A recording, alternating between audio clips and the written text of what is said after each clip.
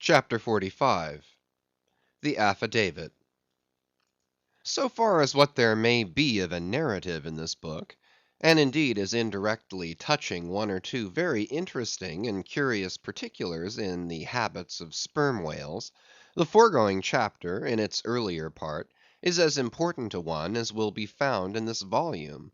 But the leading matter of it requires to be still further and more familiarly enlarged upon, in order to be adequately understood, and moreover to take away any incredulity which a profound ignorance of the entire subject may induce in some minds, as to the natural verity of the main points of this affair.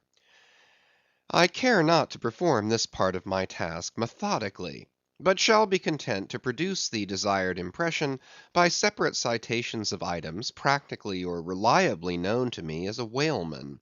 And from these citations, I take it, the conclusion aimed at will naturally follow of itself. First, I have personally known 3 instances where a whale, after receiving a harpoon, has effected a complete escape, and after an interval, in one instance of 3 years, has been again struck by the same hand and slain, when the 2 irons, both marked by the same private cipher, have been taken from the body. In the instance where 3 years intervened between the flinging of the 2 harpoons, and I think it may have been something more than that, the man who darted them, happening in the interval to go in a trading ship on a voyage to Africa, went ashore there, joined a discovery party, and penetrated far into the interior, where he travelled for a period of nearly 2 years, often endangered by serpents, savages, tigers, poisonous miasmas, with all the other common perils incident to wandering in the heart of unknown regions. Meanwhile, the whale he had struck must also have been on its travels. No doubt it had thrice circumnavigated the globe, brushing with its flanks all the coasts of Africa, but to no purpose. This man and this whale again came together, and the one vanquished the other. I say I myself have known 3 instances similar to this; that is, in 2 of them I saw the whales struck, and upon the second attack saw the 2 irons with the respective marks cut in them, afterwards taken from the dead fish. In the 3-year instance, it so fell out that I was in the boat both times, first and last, and the last time distinctly recognized a peculiar sort of huge mole under the whale's eye, which I had observed there 3 years previous. I say 3 years, but I am pretty sure it was more than that. Here are 3 instances, then, which I personally know the truth of, but I have heard of many other instances from persons whose veracity in the matter there is no good ground to impeach.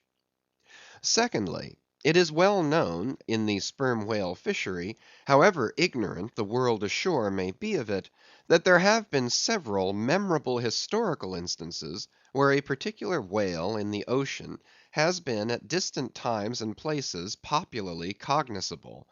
Why such a whale became thus marked was not altogether and originally owing to his bodily peculiarities as distinguished from other whales. For however peculiar in that respect any chance whale may be, they soon put an end to his peculiarities by killing him, and boiling him down into a peculiarly valuable oil. No, the reason was this, that from the fatal experiences of the fishery there hung a terrible prestige of perilousness about such a whale, as there did about Rinaldo Rinaldini, insomuch that most fishermen were content to recognize him by merely touching their tarpaulins when he would be discovered, lounging by them on the sea, without seeking to cultivate a more intimate acquaintance. Like some poor devils ashore that happen to know an irascible great man, they make distant unobtrusive salutations to him in the street, lest if they pursued the acquaintance further, they might receive a summary thump for their presumption. But not only did each of these famous whales enjoy great individual celebrity, nay, you may call it an ocean-wide renown; not only was he famous in life and now is immortal in the forecastle stories after death, but he was admitted into all the rights, privileges, and distinctions of a name. had as much a name, indeed, as Cambyses or Caesar. Was it not so, O Timor Tom, thou famed Leviathan, scarred like an iceberg, who so long didst lurk in the oriental straits of that name, whose spout was often seen from the palmy beach of Ombay? Was it not so, O New Zealand Jack, thou terror of all cruisers that cross their wakes in the vicinity of the Tattoo Land? Was it not so, O Morcan, King of Japan, whose lofty jet, they say, at times assumed the semblance of a snow‐white cross against the sky? Was it not so, O Don Miguel, thou Chilean whale, marked like an old tortoise with mystic hieroglyphics upon the back? In plain prose, here are four whales as well known to the students of cetacean history as Marius or Sylla to the classic scholar. But this is not all. New Zealand Tom and Don Miguel, after at various times creating great havoc among the boats of different vessels, were finally gone in quest of, systematically hunted out, chased, and killed by valiant whaling captains, who heaved up their anchors with that express object as much in view, as in setting out through the Narragansett woods, Captain Butler of old had it in his mind to capture that notorious murderous savage, Anawan, the headmost warrior of the Indian king Philip. I do not know where I can find a better place than just here to make mention of one or two other things which seem to me important, as in printed form establishing in all respects the reasonableness of the whole story of the White Whale, more especially the catastrophe. For this is one of those disheartening instances where truth requires full as much bolstering as error.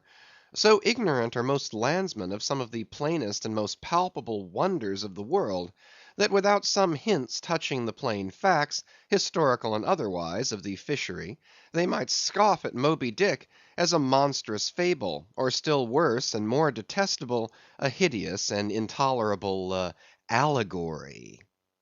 First, though most men have some vague flitting ideas of the general perils of the grand fishery, yet they have nothing like a fixed vivid conception of those perils, and the frequency with which they recur. One reason, perhaps, is that not 1 in 50 of the actual disasters and deaths by casualties in the fishery ever finds a public record at home, however transient and immediately forgotten that record.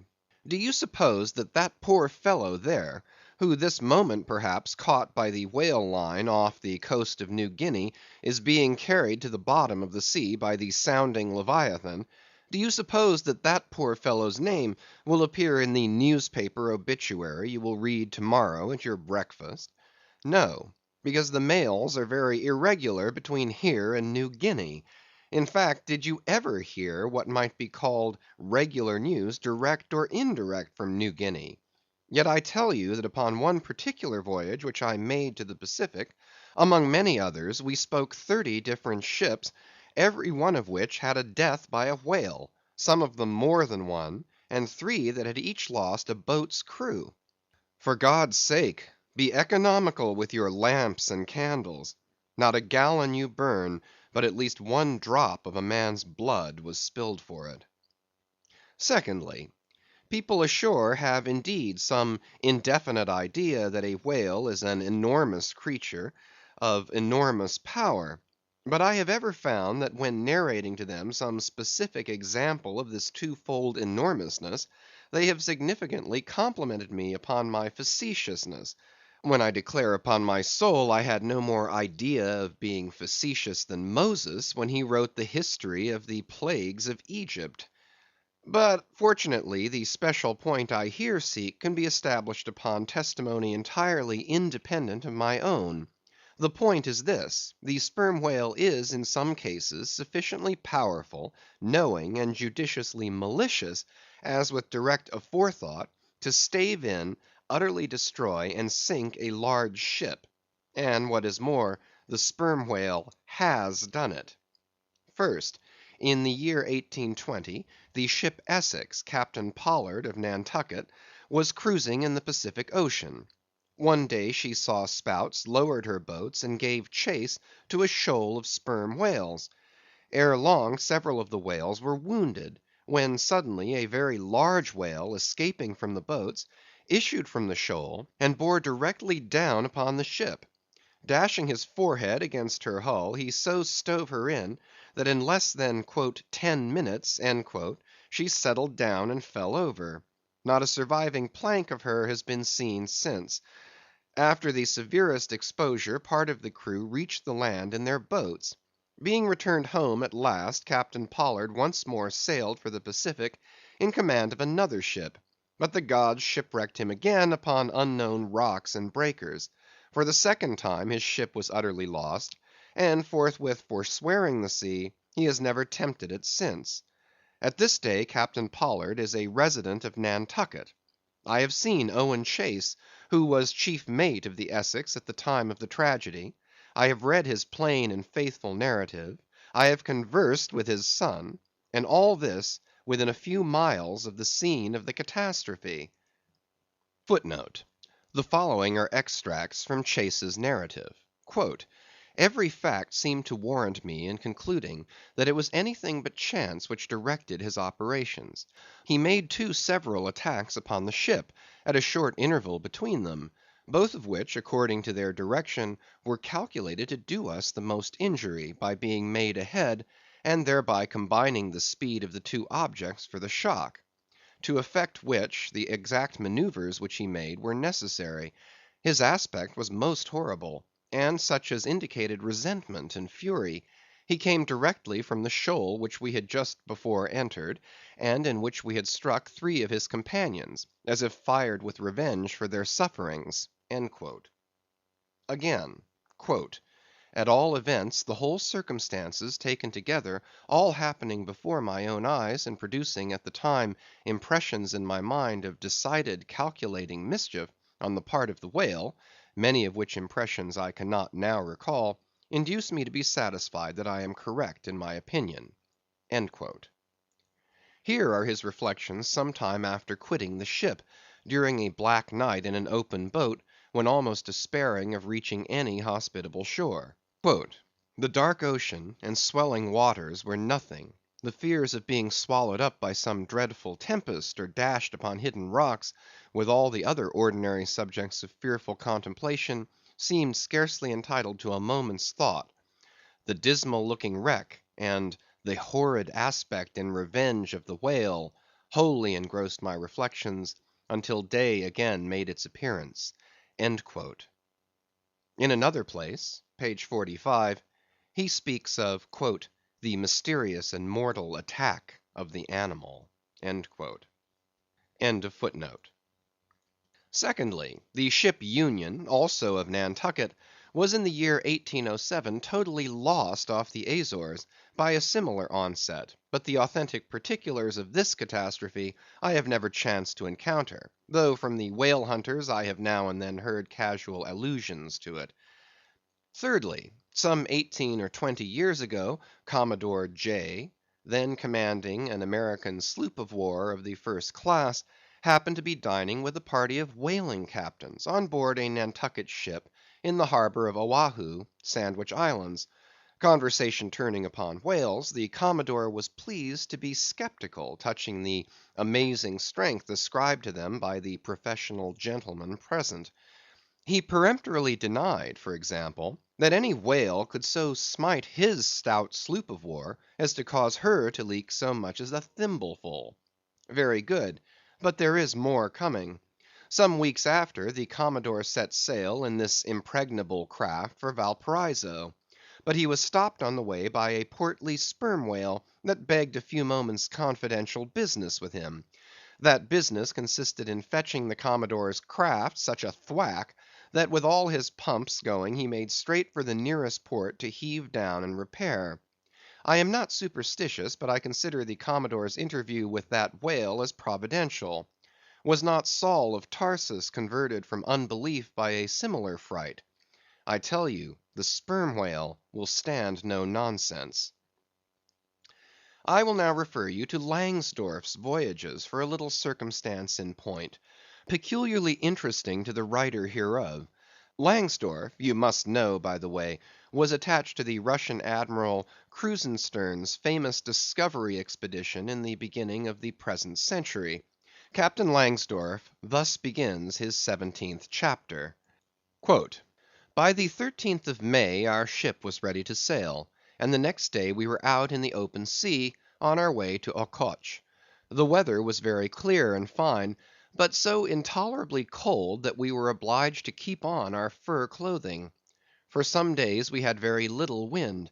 It was not till the 19th that a brisk gale from the northwest sprang up. An uncommon large whale, the body of which was larger than the ship itself, lay almost at the surface of the water, but was not perceived by any one on board till the moment when the ship, which was in full sail, was almost upon him, so that it was impossible to prevent its striking against him. We were thus placed in the most imminent danger, as this gigantic creature, setting up its back, raised the ship 3 feet at least out of the water. The mass reeled, and the sails fell altogether, while we who were below all sprang instantly upon the deck, concluding that we had struck upon some rock. Instead of this, we saw the monster sailing off with the utmost gravity and solemnity. Captain D'Wolf applied immediately to the pumps to examine whether or not the vessel had received any damage from the shock; but we found that, very happily, it had escaped entirely uninjured." Now the Captain D'Wolf here alluded to as commanding the ship in question is a New Englander, who, after a long life of unusual adventures as a sea captain, this day resides in the village of Dorchester, near Boston. I have the honor of being a nephew of his. I have particularly questioned him concerning this passage in Langsdorff. He substantiates every word. The ship, however, was by no means a large one; a Russian craft built on the Siberian coast, and purchased by my uncle after bartering away the vessel in which he sailed from home. In that up and down manly book of old fashioned adventure, so full too of honest wonders, the voyage of Lionel Wafer, one of ancient Dampier's old chums, I found a little matter set down so like that just quoted from Langsdorff, that I cannot forbear inserting it here for a corroborative example, if such be needed. Lionel, it seems, was on his way to John Ferdinando, as he calls the modern Juan Fernandez. "In our way thither," he says, "about 4 o'clock in the morning, when we were about 150 leagues from the main of America, our ship felt a terrible shock, which put our men in such consternation that they could hardly tell where they were or what to think; but every one began to prepare for death. And indeed the shock was so sudden and violent, that we took it for granted the ship had struck against a rock; but when the amazement was a little over, we cast the lead and sounded, but found no ground. The suddenness of the shock made the guns leap in their carriages, and several of the men were shaken out of their hammocks. Captain Davis, who lay with his head on a gun, was thrown out of his cabin." Lionel then goes on to impute the shock to an earthquake, and seems to substantiate the imputation by stating that a great earthquake somewhere about that time did actually do great mischief along the Spanish land. But I should not much wonder if, in the darkness of that early hour of the morning, the shock was after all caused by an unseen whale vertically bumping the hull from beneath. I might proceed with several more examples, one way or another known to me, of the great power and malice at times of the sperm whale. In more than one instance he has been known not only to chase the assailing boats back to their ships, but to pursue the ship itself, and long withstand all the lances hurled at him from its decks. The English ship Pusey Hall can tell a story on that head. And as for his strength, let me say that there have been examples where the lines attached to a running sperm whale have, in a calm, been transferred to the ship and secured there, the whale towing her great hull through the water, as a horse walks off with a cart. Again, it is very often observed that if the sperm whale, once struck, is allowed time to rally, then he acts not so often with blind rage as with willful, deliberate designs of destruction to his pursuers. Nor is it without conveying some eloquent indication of his character, that upon being attacked he will frequently open his mouth, and retain it in that dread expansion for several consecutive minutes.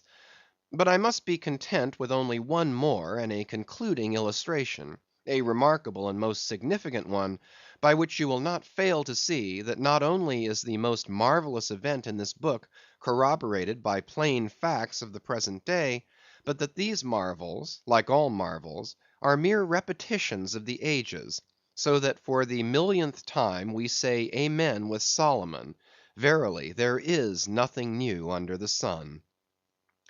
In the sixth Christian century lived Procopius, a Christian magistrate of Constantinople, in the days when Justinian was emperor and Belisarius general. As many know, he wrote the history of his own times, a work every way of uncommon value. By the best authorities he has always been considered a most trustworthy and unexaggerating historian, except in some one or two particulars not at all affecting the matter presently to be mentioned. Now in this history of his, Procopius mentions that during the term of his prefecture at Constantinople, a great sea monster was captured in the neighboring Propontis, or Sea of Marmora, after having destroyed vessels at intervals in those waters for a period of more than 50 years. A fact thus set down in substantial history cannot easily be gainsaid, nor is there any reason that it should be. Of what precise species this sea monster was is not mentioned, but as he destroyed ships, as well as for other reasons, he must have been a whale, and I am strongly inclined to think a sperm whale. And I will tell you why. For a long time I fancied that the sperm whale had been always unknown in the Mediterranean and the deep waters connecting with it. Even now I am certain that those seas are not, and perhaps never can be, in the present constitution of things, a place for his habitual gregarious resort. But further investigations have recently proved to me that in modern times there have been isolated instances of the presence of the sperm whale in the Mediterranean. I am told on good authority that on the Barbary coast a Commodore Davis of the British Navy found the skeleton of a sperm whale. Now, as a vessel of war readily passes through the Dardanelles, hence a sperm whale could, by the same route, pass out of the Mediterranean into the Propontis. In the Propontis, as far as I can learn, none of that peculiar substance called brit is to be found, the aliment of the right whale. But I have every reason to believe that the food of the sperm whale, squid or cuttlefish, lurks at the bottom of that sea, because large creatures, but by no means the largest of that sort, have been found at its surface. If then you properly put these statements together, and reason upon them a bit, you will clearly perceive that according to all human reasoning, Procopius's sea monster, that for half a century stove the ships of a Roman emperor, must in all probability have been a sperm whale. Chapter 46. Surmises. Though consumed with the hot fire of his purpose, Ahab in all his thoughts and actions ever had in view the ultimate capture of Moby Dick; though he seemed ready to sacrifice all mortal interest to that one passion, nevertheless it may have been that he was by nature and long habituation far too wedded to the fiery whaleman's ways altogether to abandon the collateral prosecution of the voyage. Or at least, if this were otherwise, there were not wanting other motives much more influential with him. It would be refining too much perhaps, even considering his monomania, to hint that his vindictiveness toward the white whale might have possibly extended itself in some degree to all sperm whales, and that the more monsters he slew, by so much the more he multiplied the chances that each subsequently encountered whale would prove to be the hated one he hunted. But if such an hypothesis be indeed exceptionable, there were still additional considerations which, though not so strictly according to the wildness of his ruling passion, yet were by no means incapable of swaying him. To accomplish his object, Ahab must use tools; and of all tools used in the shadow of the moon, men are the most apt to get out of order. He knew, for example, that however magnetic his ascendancy in some respects was over Starbuck, yet that ascendancy did not cover the complete spiritual man, any more than mere corporeal superiority involves intellectual mastership. For to the purely spiritual, the intellectual but stand in a sort of corporeal relation. Starbuck's body and Starbuck's coerced will were Ahab's, so long as Ahab kept his magnet at Starbuck's brain. Still he knew that for all this the chief mate in his soul abhorred his captain's quest, and could he, would joyfully disintegrate himself from it, or even frustrate it. It might be that a long interval would elapse ere the white whale was seen. During that long interval, Starbuck would ever be apt to fall into open relapses of rebellion against his captain's leadership, unless some ordinary, prudential, circumstantial influences were brought to bear upon him. Not only that, but the subtle insanity of Ahab respecting Moby Dick was no ways more significantly manifested than in his superlative sense and shrewdness in foreseeing that, for the present, the hunt should in some way be stripped of that strange imaginative impiousness which naturally invested it; that the full terror of the voyage must be kept withdrawn into the obscure background, for few men's courage is proof against protracted meditation unrelieved by action; that when they stood their long night watches, his officers and men must have some nearer things to think of than Moby Dick. For however eagerly and impetuously the savage crew had hailed the announcement of his quest, yet all sailors of all sorts are more or less capricious and unreliable. They live in the varying outer weather, and they inhale its fickleness; and when retained for any object remote and blank in the pursuit, however promissory of life and passion in the end, it is above all things requisite that temporary interests and employments should intervene and hold them healthily suspended for the final dash. Nor was Ahab unmindful of another thing. In times of strong emotion, mankind disdain all base considerations, but such times are evanescent. The permanent constitutional condition of the manufactured man, thought Ahab, is sordidness. Granting that the white whale fully incites the heart of this my savage crew, and playing round their savageness even breeds a certain generous knight errantism in them; still, while for the love of it they give chase to Moby Dick, they must also have food for their more common daily appetites; for even the high lifted and chivalric crusaders of old times were not content to traverse 2,000 miles of land to fight for their holy sepulchre, without committing burglaries, picking pockets, and gaining other pious perquisites by the way. Had they been strictly held to their one final and romantic object, that final and romantic object too many would have turned from in disgust. I will not strip these men, thought Ahab, of all hopes of cash. Aye, cash. They may scorn cash now, but let some months go by and no prospective promise of it to them, and then this same quiescent cash all at once mutinying in them, this same cash would soon cashier Ahab. Nor was there wanting still another precautionary motive, more related to Ahab personally.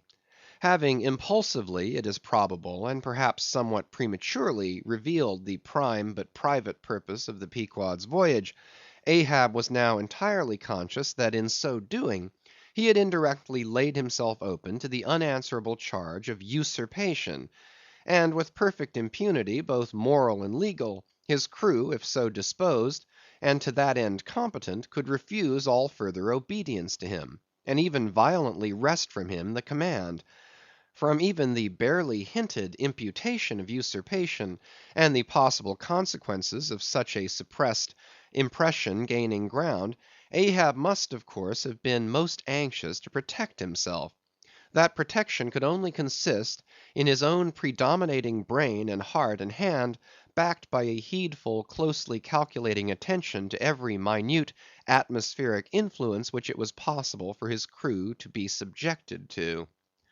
For all these reasons, then, and others perhaps too analytic to be verbally developed here, Ahab plainly saw that he must still in a good degree continue true to the natural nominal purpose of the Pequod's voyage; observe all customary usages; and not only that, but force himself to evince all his well-known passionate interest in the general pursuit of his profession. Be all this as it may, his voice was now often heard hailing the three mastheads, and admonishing them to keep a bright look-out, and not omit reporting even a porpoise. This vigilance was not long without reward.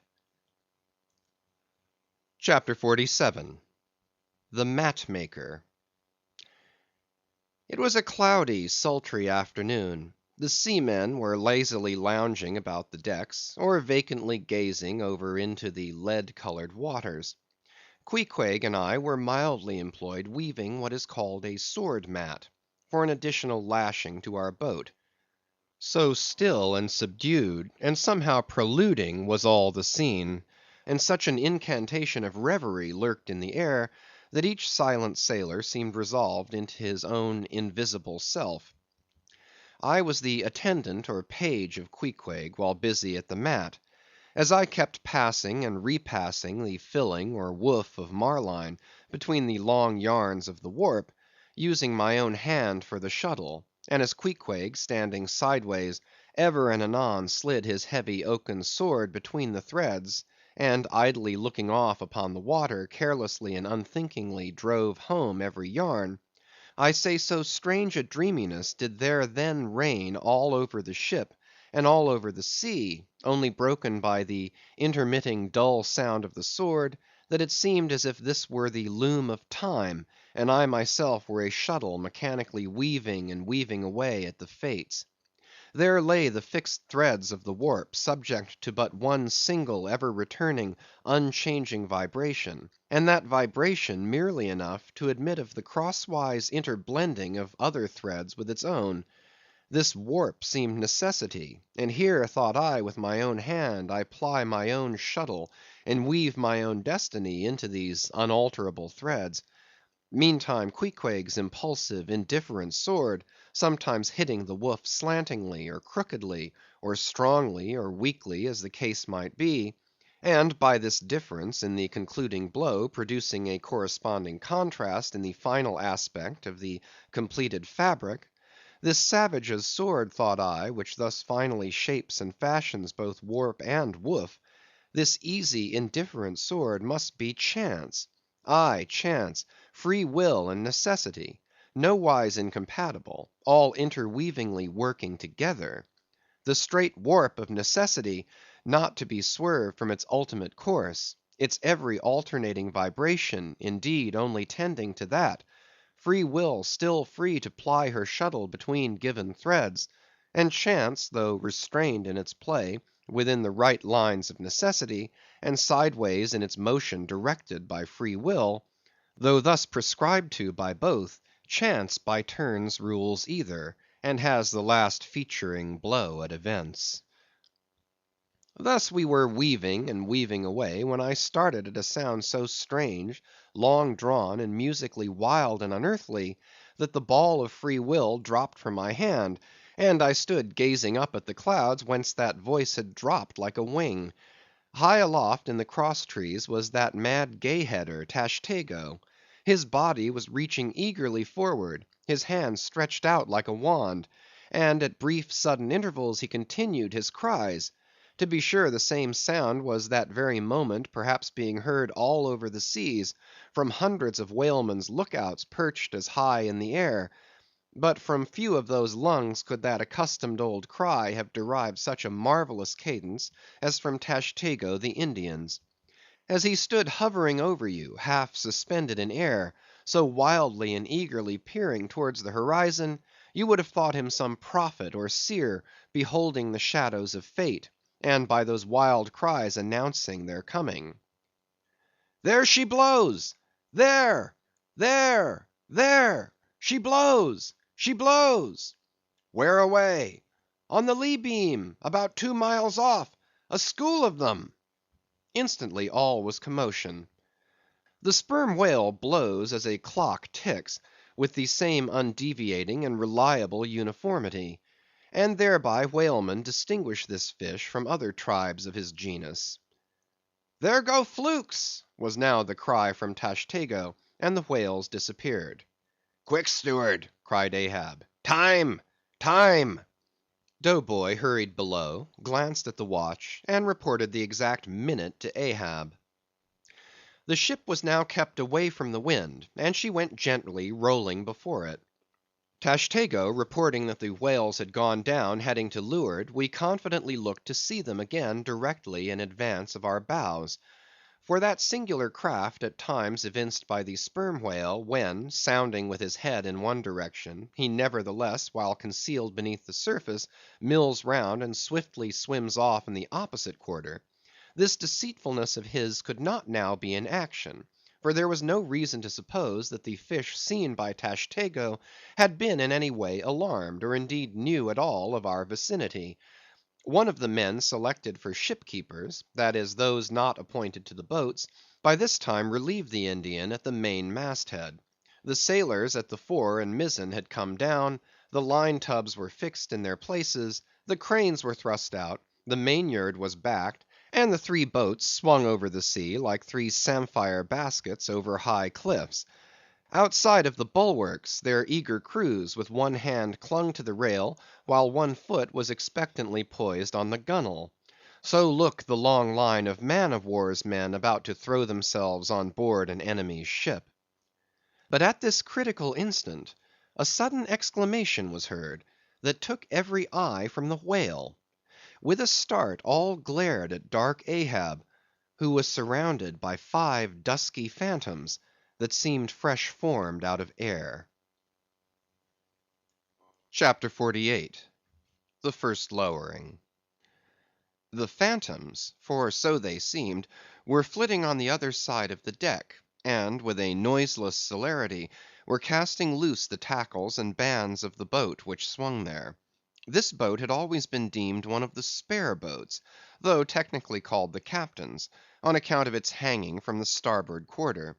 The figure that now stood by its bows was tall and swart, with one white tooth evilly protruding from its steel-like lips. A rumpled Chinese jacket of black cotton funereally invested him, with wide black trousers of the same dark stuff. But strangely crowning this ebonness was a glistening white pleated turban, the living hair braided and coiled round and round upon his head. Less swart in aspect, the companions of this figure were of that vivid, tiger yellow complexion peculiar to some of the aboriginal natives of the Manillas, a race notorious for a certain diabolism of subtlety, and by some honest white mariners supposed to be the paid spies and secret confidential agents on the water of the devil, their lord, whose counting room they supposed to be elsewhere.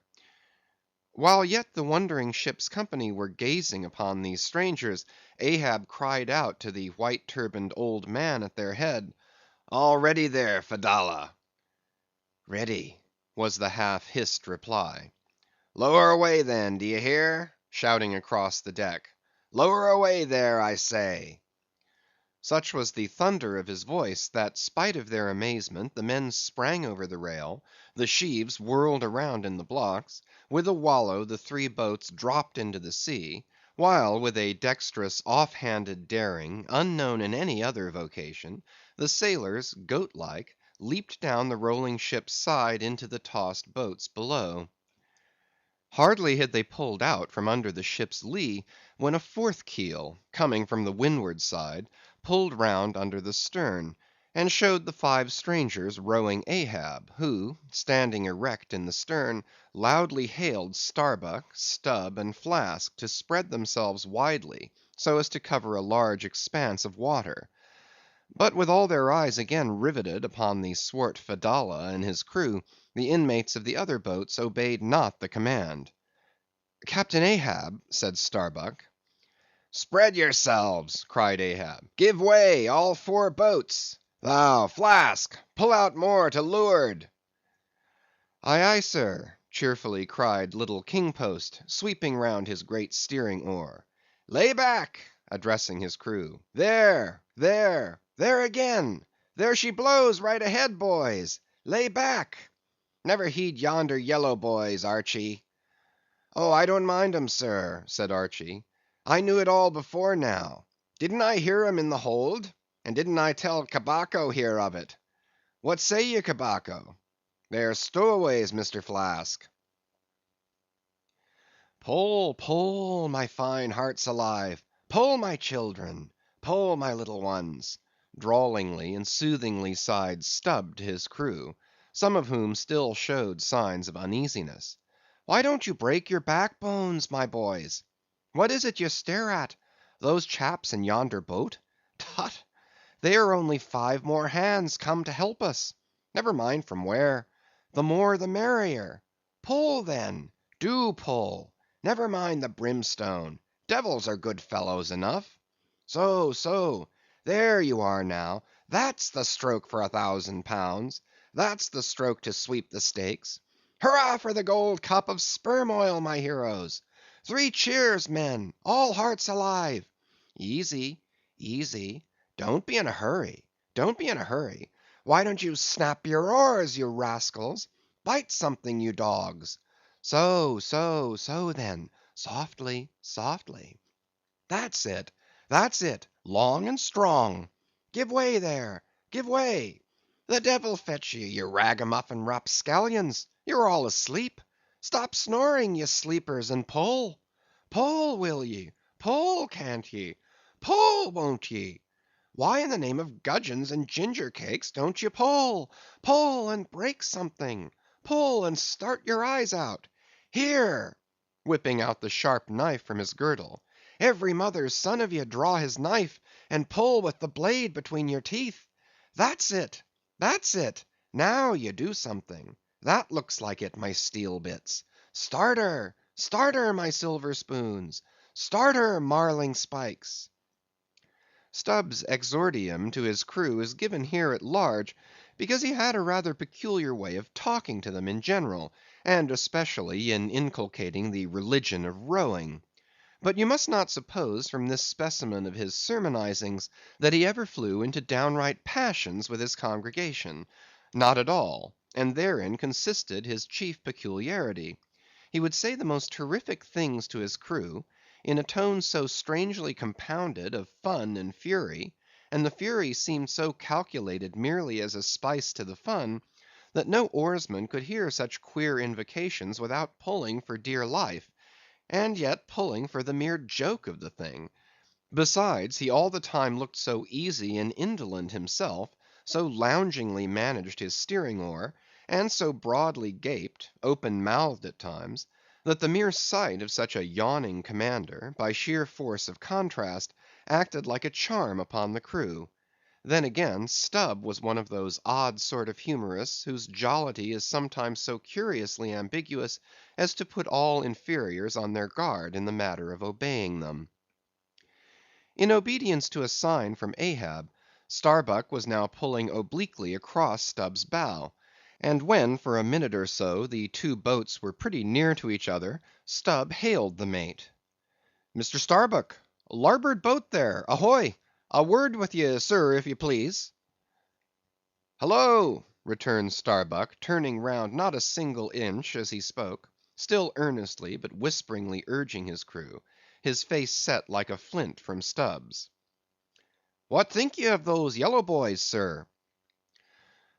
"Smuggled on board, somehow, before the ship sailed. Strong, strong, boys!" in a whisper to his crew, then speaking out loud again. "A sad business, Mr. Stubb. See there, my lads!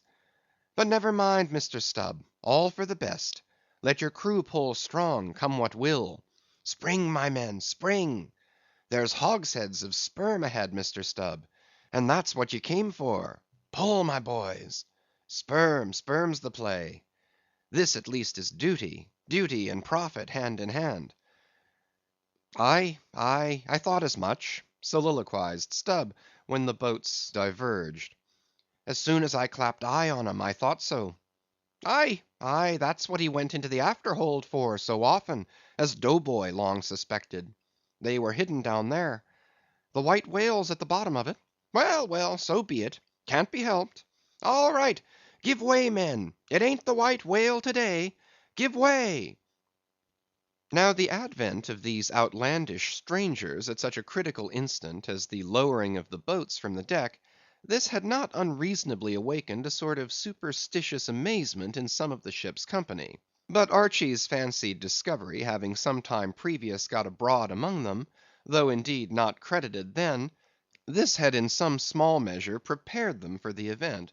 It took off the extreme edge of their wonder. So what with all this, and Stubb's confident way of accounting for their appearance, they were, for the time, freed from superstitious surmisings; though the affair still left abundant room for all manner of wild conjectures as to dark Ahab's precise agency in the matter from the beginning.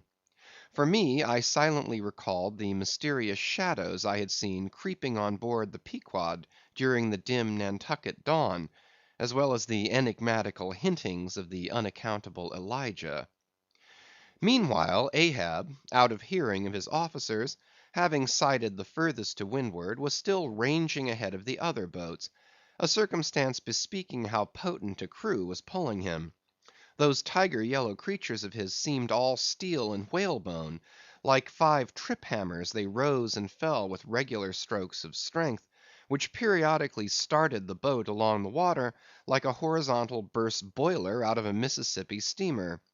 As for Fedallah, who was seen pulling the harpooneer oar, he had thrown aside his black jacket, and displayed his naked chest with the whole part of his body above the gunwale, clearly cut against the alternating depressions of the watery horizon; while at the other end of the boat, Ahab, with one arm like a fencer's thrown half backward into the air, as if to counterbalance any tendency to trip, Ahab was seen steadily managing his steering oar, as in 1,000 boat lowerings ere the white whale had torn him. All at once the outstretched arm gave a peculiar motion, and then remained fixed, while the boat's 5 oars were seen simultaneously peaked. Boat and crew sat motionless on the sea. Instantly the 3 spread boats in the rear paused on their way. The whales had irregularly settled bodily down into the blue, thus giving no distantly discernible token of the movement, though from his closer vicinity Ahab had observed it. "Every man, look out along his oars!" cried Starbuck. "Thou, Queequeg, stand up!" Nimbly springing up on the triangular raised box in the bow, the savage stood erect there, and with intensely eager eyes gazed off towards the spot where the chase had last been descried. Likewise upon the extreme stern of the boat, where it was also triangularly platformed level with the gunwale, Starbuck himself was seen coolly and adroitly balancing himself to the jerking tossings of his chip of a craft, and silently eyeing the vast blue eye of the sea. Not very far distant, Flask's boat was also lying breathlessly still, its commander recklessly standing upon the top of the loggerhead, a stout sort of post rooted in the keel, and rising some 2 feet above the level of the stern platform. It is used for catching turns with the whale line. Its top is not more spacious than the palm of a man's hand, and standing upon such a base as that, Flask seemed perched at the masthead of some ship which had sunk to all but her trucks. But little King Post was small and short, and at the same time little King Post was full of a large and tall ambition, so that this loggerhead standpoint of his did by no means satisfy King Post. "I can't see 3 seas off. Tip us up an oar there, and let me on to that." Upon this Daggoo, with either hand upon the gunwale to steady his way, swiftly slid aft, and then erecting himself, volunteered his lofty shoulders for a pedestal. "Good a masthead as any, sir. Will you mount?" "That I will, and thank you very much, my fine fellow; only I wish you 50 feet taller." Whereupon, planting his feet firmly against 2 opposite planks of the boat, the gigantic negro, stooping a little, presented his flat palm to Flask's foot, and then putting Flask's hand on his hearse plumed head, and bidding him spring, as he himself should toss, with one dexterous fling landed the little man high and dry on his shoulders; and here was Flask now standing, Daggoo with one lifted arm furnishing him with a breast band to lean against and steady himself by.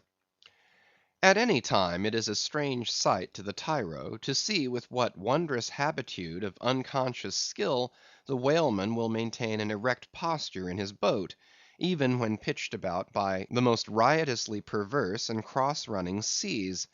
Still more strange to see him giddily perched upon the loggerhead itself under such circumstances.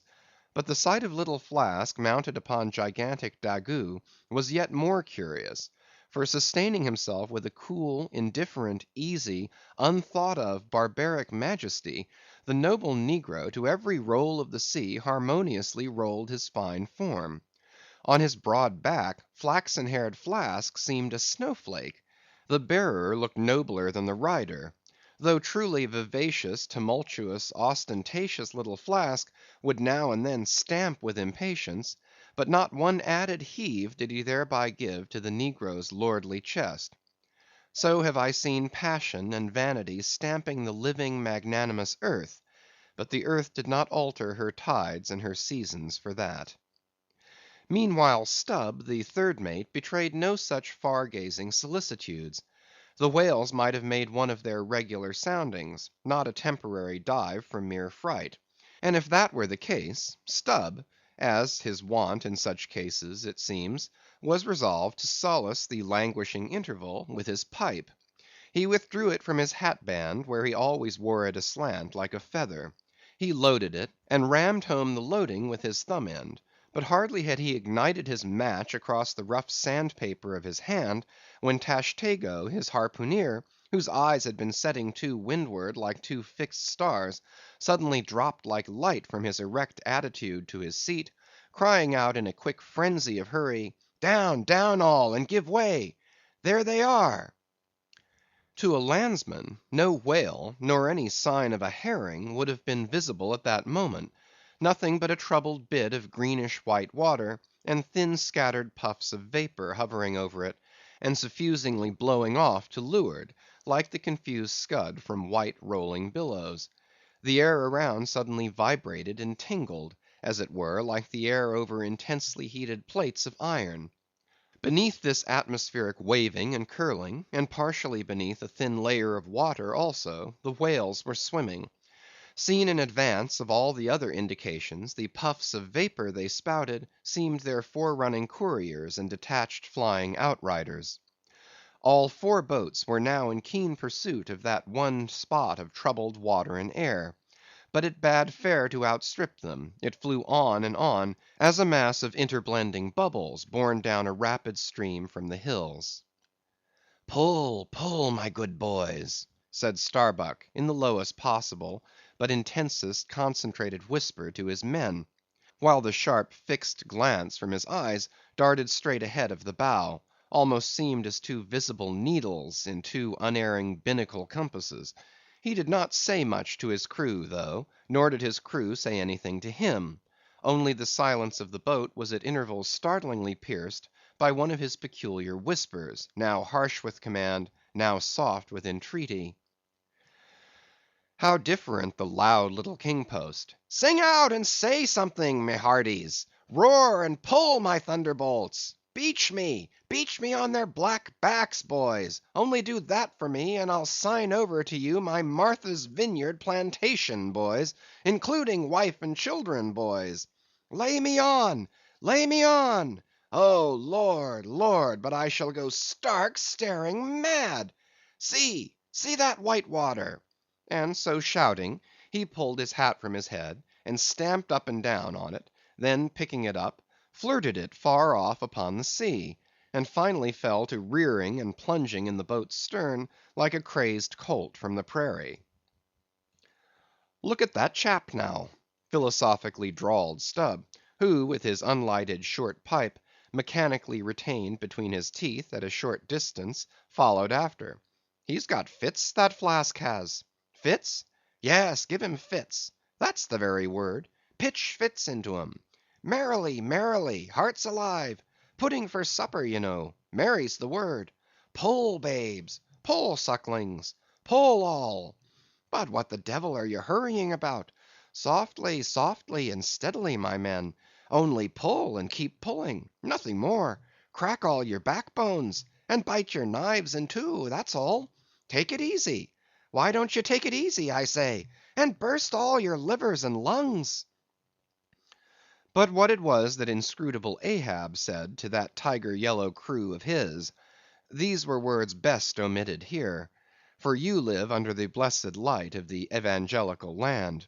Only the infidel sharks in the audacious seas may give ear to such words, when with tornado brow, and eyes of red murder, and foam-glued lips, Ahab leaped after his prey. Meanwhile all the boats tore on.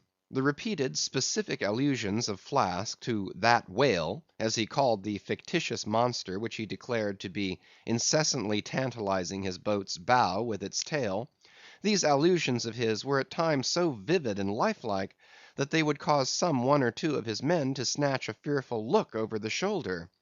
But this was against all rule, for the oarsmen must put out their eyes and ram a skewer through their necks, usage pronouncing that they must have no organs but ears, and no limbs but arms in these critical moments.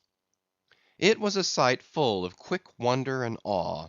The vast swells of the omnipotent sea, the surging hollow roar they made as they rolled along the 8 gunwales, like gigantic bowls in a boundless bowling green; the brief suspended agony of the boat, as it would tip for an instant on the knife‐like edge of the sharper waves, that almost seemed threatening to cut it in two; the sudden profound dip into the watery glens and hollows; the keen spurrings and goadings to gain the top of the opposite hill; the headlong, sled‐like slide down its other side; all these, with the cries of the headsmen and harpooneers, and the shuddering gasps of the oarsmen; with the wondrous sight of the ivory Pequod bearing down upon her boats with outstretched sails, like a wild hen after her screaming brood; all this was thrilling.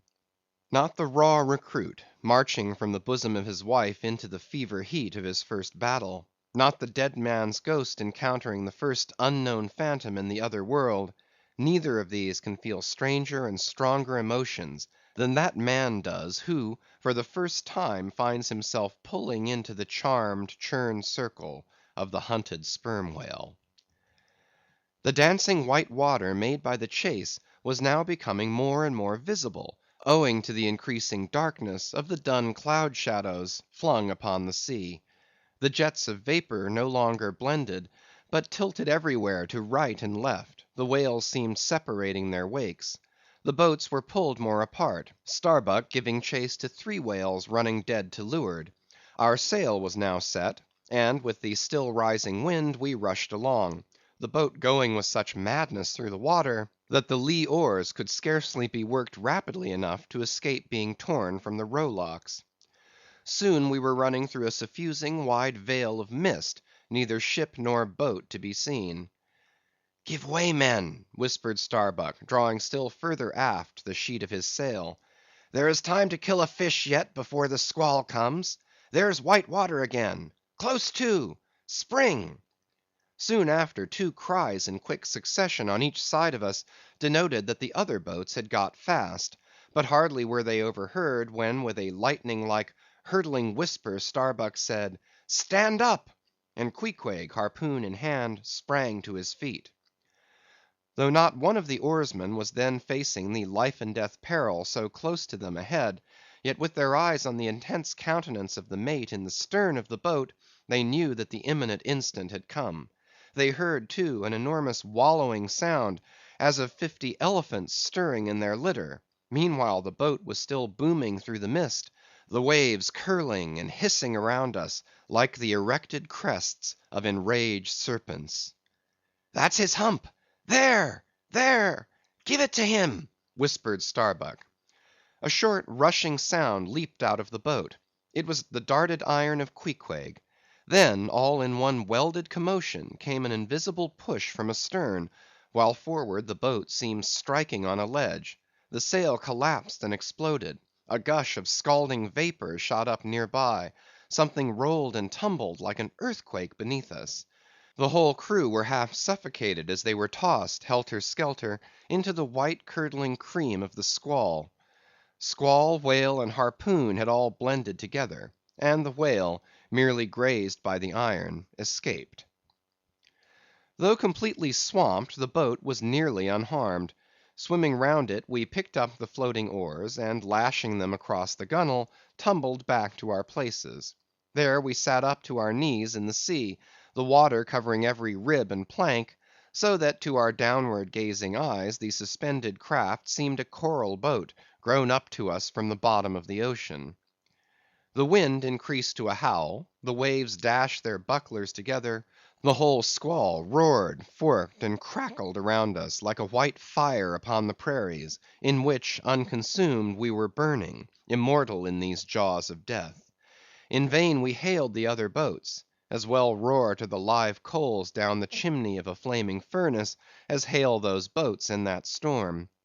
Meanwhile the driving scud, rack, and mist grew darker with the shadows of night. No sign of the ship could be seen. The rising sea forbade all attempts to bail out the boat. The oars were useless as propellers, performing now the office of life preservers. So cutting the lashing of the waterproof match keg, after many failures, Starbuck contrived to ignite the lamp in the lantern. Then, stretching it on a waif pole, handed it to Queequeg as the standard bearer of this forlorn hope. There, then, he sat, holding up that imbecile candle in the heart of that almighty forlornness.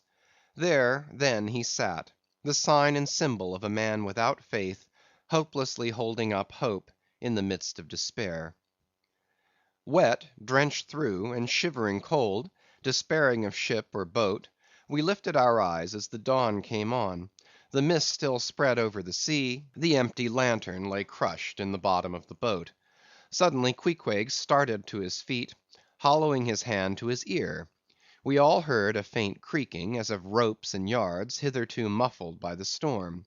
The sound came nearer and nearer; the thick mists were dimly parted by a huge, vague form. Affrighted, we all sprang into the sea, as the ship at last loomed into view, bearing right down upon us, within a distance not much more than its length. Floating on the waves, we saw the abandoned boat. As for one instant it tossed and gaped beneath the ship's bows, like a chip at the base of a cataract. And then the vast hull rolled over it, and it was seen no more till it came up weltering astern. Again we swam for it, were dashed against it by the seas, and were at last taken up and safely landed on board. Ere the squall came close to, the other boats had cut loose from their fish, and returned to the ship in good time. The ship had given us up, but was still cruising, if haply it might light upon some token of our perishing, an oar or a lance pole. CHAPTER 49. The Hyena. There are certain queer times and occasions in this strange mixed affair we call life, when a man takes this whole universe for a vast practical joke, though the wit thereof he but dimly discerns, and more than suspects that the joke is at nobody's expense but his own. However, nothing dispirits and nothing seems worth while disputing. He bolts down all events, all creeds and beliefs and persuasions, all hard things, visible and invisible, never mind how knobby; as an ostrich of potent digestion gobbles down bullets and gun flints. And as for small difficulties and worryings, prospects of sudden disaster, peril of life and limb, all these, and death itself, seem to him only sly, good‐natured hits, and jolly punches in the side bestowed by the unseen and unaccountable old joker. That odd sort of wayward mood I am speaking of comes over a man only in some time of extreme tribulation.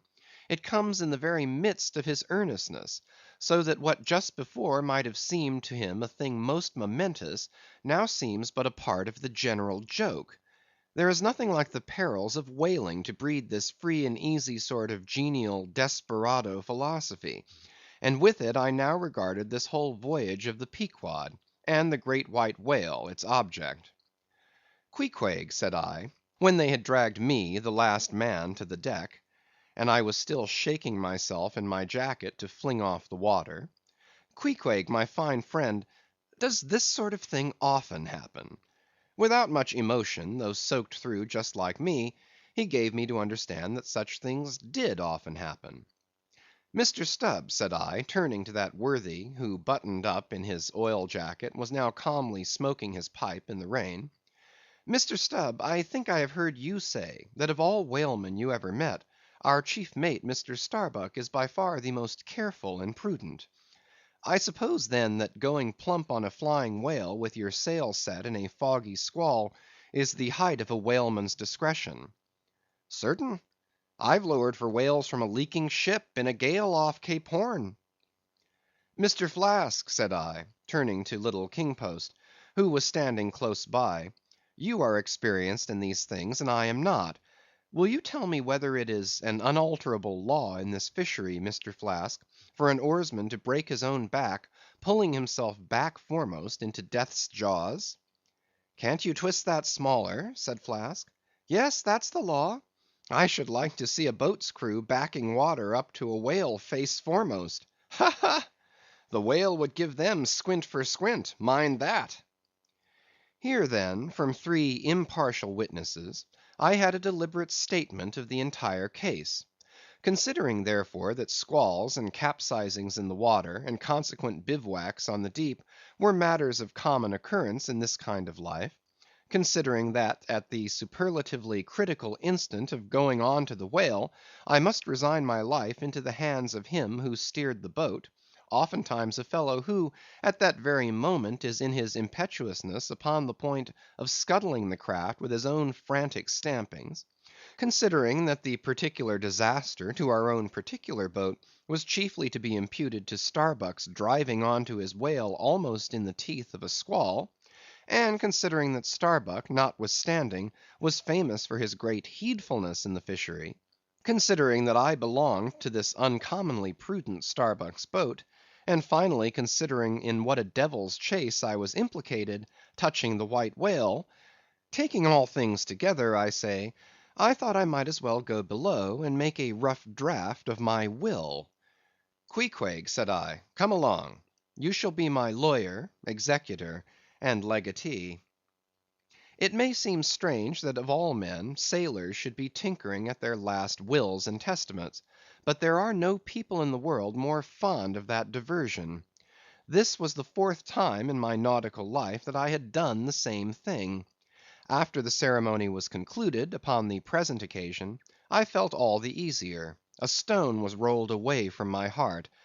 Besides, all the days I should now live would be as good as the days that Lazarus lived after his resurrection; a supplementary clean gain of so many months or weeks, as the case might be. I survived myself; my death and burial were locked up in my chest. I looked round me tranquilly and contentedly, like a quiet ghost with a clean conscience, sitting inside the bars of a snug family vault. Now then, thought I, unconsciously rolling up the sleeves of my frock, here goes for a cool, collected dive at death and destruction, and the devil fetch the hindmost. CHAPTER 50. Ahab's Boat and Crew. Fedallah. "Who would have thought it, Flask?" cried Stubb.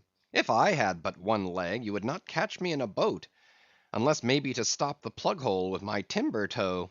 Ha! He's a wonderful old man." "I don't think it so strange, after all, on that account," said Flask. "If his leg were off at the hip, now, it would be a different thing; that would disable him; but he has one knee, and a good part of the other left, you know." "I don't know that, my little man. I never yet saw him kneel."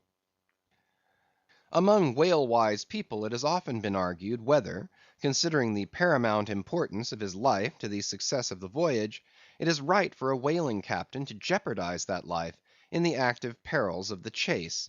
So Tamerlane's soldiers often argued with tears in their eyes, whether that invaluable life of his ought to be carried into the thickest of the fight. But with Ahab the question assumed a modified aspect.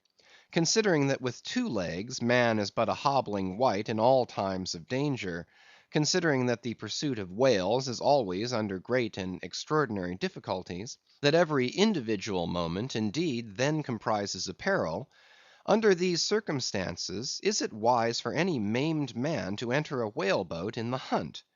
As a general thing, the joint owners of the Pequod must plainly have thought not. Ahab well knew that although his friends at home would think little of his entering a boat in certain comparatively harmless vicissitudes of the chase, for the sake of being near the scene of action and giving his orders in person, yet for Captain Ahab to have a boat actually apportioned to him as a regular headsman in the hunt, above all for Captain Ahab to be supplied with 5 extra men, as that same boat's crew, he well knew that such generous conceits never entered the heads of the owners of the Pequod. Therefore, he had not solicited a boat's crew from them, nor had he in any way hinted his desires on that head. Nevertheless, he had taken private measures of his own touching all that matter. Until Archy's published discovery, the sailors had little foreseen it; though to be sure when, after being a little while out of port, all hands had concluded the customary business of fitting the whale boats for service; when some time after this Ahab was now and then found bestirring himself in the matter of making thole pins with his own hands for what was thought to be one of the spare boats, and even solicitously cutting the small wooden skewers, which, when the line is running out, are pinned over the groove in the bow; when all this was observed in him, and particularly his solicitude in having an extra coat of sheathing in the bottom of the boat, as if to make it better withstand the pointed pressure of his ivory limb, and also the anxiety he evinced in exactly shaping the thigh board, or clumsy cleat as it is sometimes called, the horizontal piece in the boat's bow for bracing the knee against in darting or stabbing at the whale; when it was observed how often he stood up in that boat with his solitary knee fixed in the semicircular depression in the cleat, and with the carpenter's chisel gouged out a little here, and straightened it a little there; all these things, I say, had awakened much interest and curiosity at the time. But almost everybody supposed that this particular preparative heedfulness in Ahab must only be with a view to the ultimate chase of Moby Dick, for he had already revealed his intention to hunt that mortal monster in person. But such a supposition did by no means involve the remotest suspicion as to any boat's crew being assigned to that boat. Now, with these subordinate phantoms, what wonder remained soon waned away; for in a whaler wonders soon wane. Besides, now and then such unaccountable odds and ends of strange nations come up from the unknown nooks and ash holes of the earth to man these floating outlaws of whalers; and the ships themselves often pick up such queer castaway creatures, found tossing about the open sea on planks, bits of wreck, oars, whale boats, canoes, blown off Japanese junks, and what not, that Beelzebub himself might climb up the side and step down into the cabin to chat with the captain, and it would not create any unsubduable excitement in the forecastle. But be all this as it may, certain it is, that while these subordinate phantoms soon found their place among the crew, though still, as it were, somehow distinct from them, yet that hair–turbaned Fedallah remained a muffled mystery to the last. Whence he came in a mannerly world like this, by what sort of unaccountable tie he soon evinced himself to be linked with Ahab's peculiar fortunes, nay, so far as to have some sort of half–hinted influence, Heaven knows; but it might have been even authority over him; all this none knew. But one cannot sustain an indifferent air concerning Fedallah. He was such a creature as civilized domestic people in the temperate zone only see in their dreams, and that but dimly; but the like of whom now and then glide among the unchanging Asiatic communities, especially the Oriental isles to the east of the continent; those insulated, immemorial, unalterable countries, which even in these modern days still preserve much of the ghostly aboriginalness of the earth's primal generations, when the memory of the first man was a distinct recollection, and all men his descendants, unknowing whence he came, eyed each other as real phantoms, and asked of the sun and the moon why they were created, and to what end; when though, according to Genesis, the angels indeed consorted with the daughters of men, the devils also, add the uncanonical rabbins, indulged in mundane amours.